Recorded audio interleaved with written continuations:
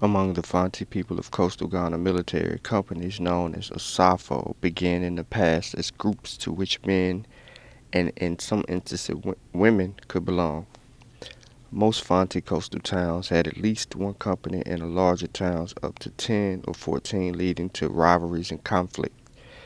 These companies were politically engaged in the selection to the chiefs and identified religiously to their particular military shrine, Posabu, that served as a gathering place and centers of activity for these Asafo companies.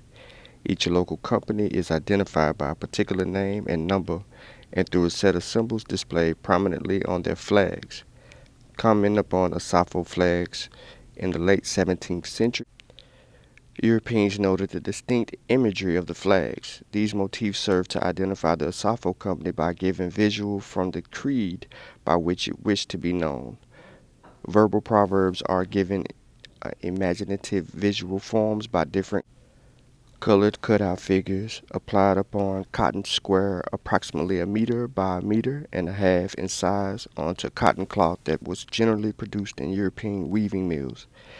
The edges were often cut to produce a serrated edge that was decorative and lively. Asafo flags have a rough system that can be used to define the date of the origin, with the British ensign often flags on flags before Ghana achieved independence in 1957. Therefore, Asafo flags with the Ghanaian ensign in one of the corners indicate that the flag was put together post-independence and thereby after 1957.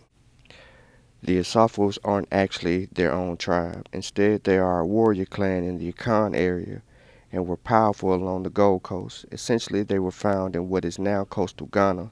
The name Asafo literally means war people. They derive mostly from the Fanti people, enemies of the powerful Ashanti kingdom. Flags were used by these clans for various reasons. The biggest reason was the promotion of a new captain. They were also used for social activities such as festivals or during times of unity and treaty.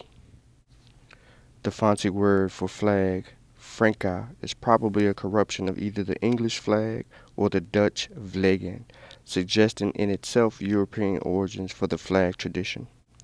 The massive national flags, naval banners, ensigns of trading companies, and regimental colors must have provided an impressive stimulus for flag production.